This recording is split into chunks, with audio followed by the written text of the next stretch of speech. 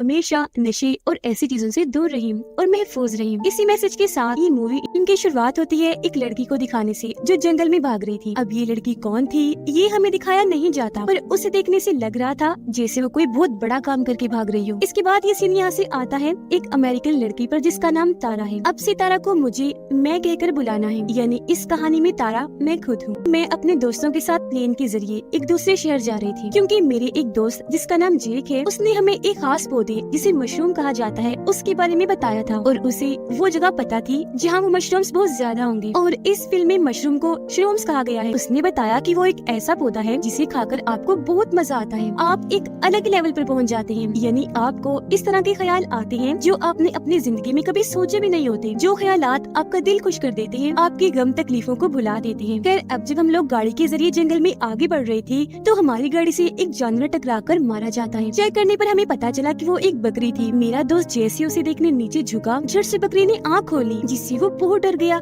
साथ ही उसे गुस्सा भी आ गया था। वो एक हथियार लेकर 3 से 4 बार उस पर वार करके मार ही देता है। उसकी इस हरकत पर सबको बहुत बुरा लगा, खास तौर पर मुझे। मैंने उसे कहा किसी जानवर के साथ ये सलूक अच्छी बात नहीं, अगर कोई तुम्हारे साथ बिल्कुल ऐसे करे तो कैसा लगेगा तुम्हें। हमारी ये बात चल ही रही थी कि थोड़ी दूर झाड़ियों में 2 आदमी आकर खड़े हो जाते हैं जिनके हाथ में कुल्हाड़ी थी, क्योंकि वो शिकार करने आए थे। दिखने में कैनिबल्स आदमखोर लग रहे थे, इसीलिए मेरे दोस्त जेक ने कहा कि अब से ये बकरी उनका खाना है। जिसके बाद वो खुद बकरी की टांग पकड़कर उनके सामने फेंकता है। वो दोनों उसे उठाकर काफी खुश हो गई, फौरन जंगलों में चले जाते हैं। और अब हम लोग आगे बढ़ के अपनी मंजिल तक आ गए थे जहाँ हमें वो श्रूम्स ढूंढने थे। यहाँ हम कैंपिंग करने का फैसला करते हैं, यानी टेंट लगाकर रहने का। पर इससे पहले जेक हम सबके मोबाइल्स ले लेता है, ये कहते हुए कि जब हम लोग श्रूम्स खा रहे होंगे, एंजॉय कर रहे होंगे, तो मैं नहीं चाहता कि मोबाइल्स की वजह से हम डिस्टर्ब हों। मोबाइल्स लेकर उसने गाड़ी में ही रख दिए और अब हम सारे लोग श्रूम्स ढूंढने लगे। मेरे 2 दोस्त जब श्रूम्स तोड़कर खाने लगे तो जेक उन्हें रोककर पहले श्रूम्स की खूबियाँ और खामियां बताने लगता है। कहता है कि जिस श्रूम के ऊपर काले रंग का निशान होगा उसे डेथ मशरूम कहा जाता है। तुम लोग गलती से भी उसे मत खा लेना, क्योंकि उसे खाकर या तो इंसान की फौरन ही दर्दनाक मौत हो जाती है, या अगर वो इंसान बच गया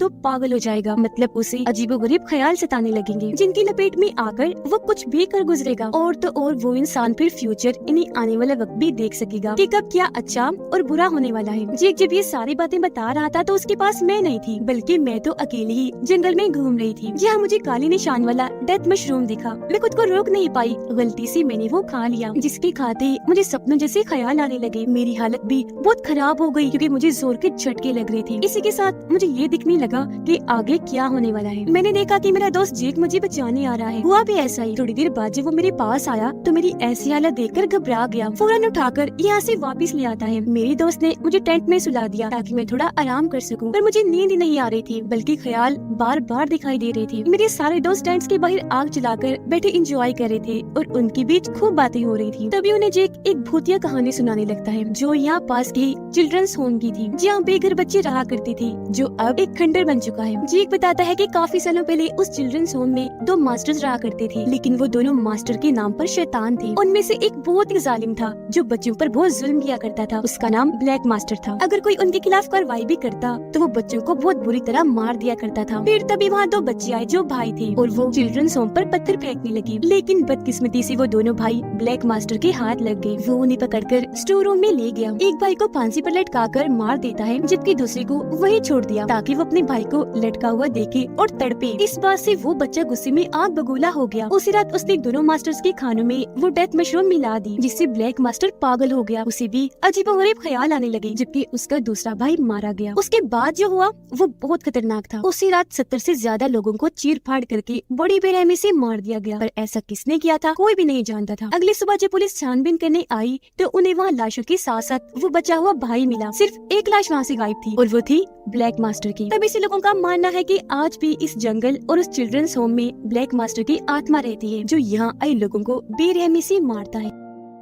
अब ये सारी कहानी टेंट में लेटी मैं भी सुन रही थी। जैसे जैसे जेक ने कहानी में बताया मैंने वो सब देख लिया, जिसके बाद ही मुझे अपने दोस्तों की मौतों के ख्याल आने लगे, मतलब कब कौन सा दोस्त और कैसे मरेगा। जिसके बाद सब सोने के लिए चले जाते हैं। इन्होंने आग पर मशरूम वाली चाय रखी हुई थी ताकि सुबह उठकर ये उसे पी सके, क्योंकि वो बिल्कुल नशे की तरह काम करती है। सारे लोग जब सो रही थी तो मेरे एक दोस्त की अपनी दोस्त से लड़ाई हो गई, तो गुस्से में वो टेंट से बाहर चला जाता है और उसने वो मशरूम वाली सारी चाय पी ली, जिससे उसे नशा होने लगा। उसने देखा कि जंगल में बंधी एक गाय मुझसे बातें कर रही है, हालांकि असल में वो तो घास खा रही थी। अब जैसा कि मैंने आपको बताया कि श्रूम नशे की तरह काम करती है, इसीलिए उसके साथ ऐसा हो रहा था। उधर टेंट में मैं बहुत परेशान थी क्योंकि मुझे ऐसा महसूस हो रहा था जैसे कुछ बहुत गलत होने वाला है। जंगल में मेरे दोस्त को एक लड़की दिखाई दी जो बहुत खूबसूरत लग रही थी क्योंकि उसकी लंबी लंबी बाल थी। तो मेरा दोस्त उसके पीछे पीछे जंगलों में चला गया। वो लड़की तो गायब हो गई, लेकिन तभी वहाँ ब्लैक मास्टर की आत्मा आ जाती है जो कुल्हाड़ी से उसके सर पर वार करके उसे जान से मार डालता है। ये देख एकदम से मेरी आँख खुल गई क्योंकि सब कुछ मैं अपने ख्याल में देख रही थी, पर इस चीज को सिर्फ सपना समझकर मैं सो गई। अगली सुबह हमने देखा कि गाड़ी से हमारे मोबाइल्स और हमारा वो दोस्त गायब है। मैंने सबको बताया कि कल रात मैंने उसकी मौत का ख्याल देखा,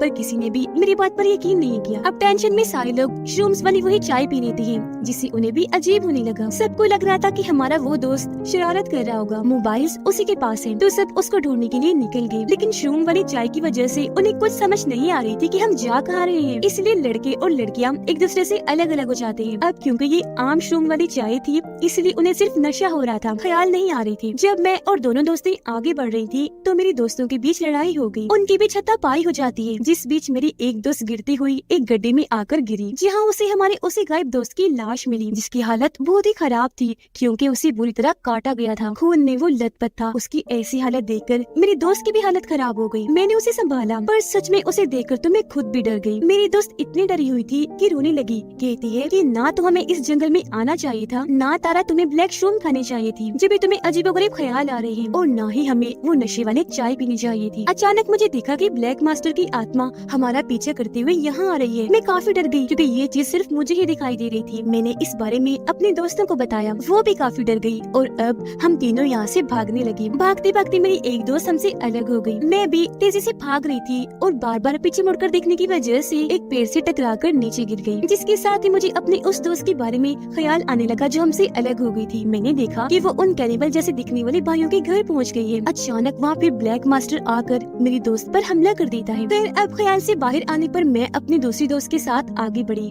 और हम नदी किनारे आ गए, जिसकी दूसरी तरफ जेक और दूसरा दोस्त खड़े थे। जेक हमें कहने लगा कि जल्दी से चिल्ड्रंस होम पहुंचो ताकि वहां जाकर हम मदद बुला सके और यहाँ से निकल जाएं। इसी बीच मुझे अपनी उस दोस्त का ख्याल दोबारा आने लगा जो उन भाइयों के घर चली गई थी। मेरी दोस्त ब्लैक मास्टर से बचते हुए वहाँ से बाहर निकल आई थी। वो वहाँ से भागकर नदी में आ गई थी। इससे पहले कि आगे बढ़ पाती, ब्लैक मास्टर की आत्मा उसका पीछे करते करते यहाँ आ गई और मेरी दोस्त को कुल्हाड़ी से काटकर मार दिया और लाश को नदी में ही फेंक दिया। ये ख्याल देखते ही मैंने अपनी दोस्त को कहा कि जरा नदी चेक करो। जब मेरी दोस्त ने ऐसा किया तो उसी पानी में हमारी दोस्त की लाश मिली, जो देख वो बहुत डर गई। वो हैरान भी थी। उसने मुझसे पूछा कि तुम कैसे जानती थी कि इसकी लाश पानी में है। तब मैंने उसे बताया कि जब से मैंने वो ब्लैक श्रूम खाया है, मुझे हर किसी के ख्याल आ रहे हैं कि किसकी मौत कब और कैसी होगी, और इस हिसाब से अगला नंबर मेरा ही है। ये सुनकर मेरी दोस्त काफी डर गई क्योंकि वो सोच रही थी कि अगर वो मेरे साथ रही तो भी मौत ही मारी जाएगी। इसीलिए मुझे अकेले ही छोड़कर वो यहाँ से चली गई। पर उल्टा ही हुआ। वो नदी के रास्ते से जब आगे बढ़ रही थी, अचानक पानी में ब्लैक मास्टर की आत्मा आ गई। उसने मेरे इस दोस्त को भी कुल्हाड़ी से मार दिया। फिर जब मैं आगे बढ़ी तो मुझे भी नदी में अपने इस दोस्त की लाश मिली, जिससे मैं भी काफी डर गई और फौरन चिल्ड्रंस होम आ गई। यहाँ जेक और उसका दोस्त मदद के लिए सिग्नल भेजने के लिए जब रेडियो ढूंढ रही थी तो ब्लैक मास्टर यहाँ आकर जेक के दोस्त को भी मार देता है। ऐसा करने के बाद ब्लैक मास्टर ने जेक पर भी हमला किया, पर बिना सोचे समझे वो जल्दी से बाहर आया और छत से नीचे कूद गया। पर इस वजह से उस बेचारे की एक टांग बुरी तरह टूट गई। दर्द की वजह से वो बहुत चिल्ला रहा था।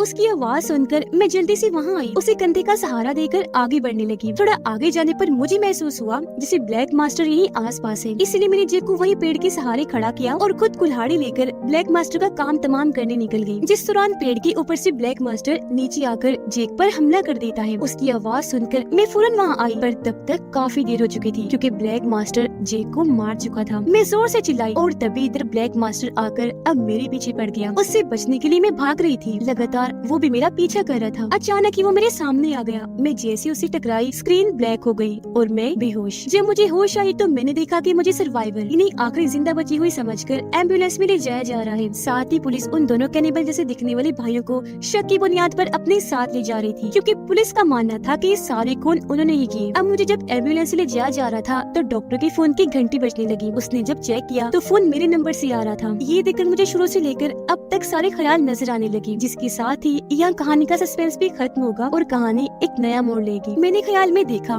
कि जब सबके फोन गायब हुए थे तब उससे पहले ही मैंने अपना फोन निकाल लिया था और फिर उसके बाद एक एक करके अपने सभी दोस्तों को मार दिया और उन सभी के फोन गायब कर दिए ताकि कोई भी मदद न बुला सके। मेरे दोस्त की रात के वक्त जब अपने दोस्त से लड़ाई हुई थी, जब वो जंगल में गया था, गाय से बातें कर रहा था, तब उसके पीछे मैं भी जंगल में गई और मौका पाकर कुल्हाड़ी से उस पर वार करके मार दिया। फिर अगली सुबह जब मैं अपने दोस्त को ढूंढते हुए अलग हो गई थी तो मौका पाकर वहाँ मैंने ही अपने दोस्त को कुल्हाड़ी से मार दिया और उसकी लाश नदी में फेंक दी। फिर मैंने अपने दूसरे दोस्त को नदी में चेक करने को कहा और जब उसे चेक करने पर लाश मिली तो उसने मुझसे पूछा कि तुम ये सब कैसे जानती थी। तो मैंने उसे ये नहीं कहा था कि मुझे ख्याल आया, बल्कि मैंने उसे सच बता दिया था कि ऐसा मैंने ही किया है, यानी उसे मैंने ही मारा। ये सच जानकर वो मुझसे डर कर भागी थी, इसीलिए मौका पाकर मैंने उसका भी खेल खत्म कर दिया। फिर जब मैं चिल्ड्रंस होम आई और जेक और उसका दोस्त जब अलग हुए तो मैंने इस मौके का भी फायदा उठाया। सबसे पहले मैंने जेक के दोस्त को मारा, बाद में जेक पर भी हमला किया, पर क्योंकि उसने मेरा चेहरा नहीं देखा था इसलिए वो डर की वजह से वहाँ से भागा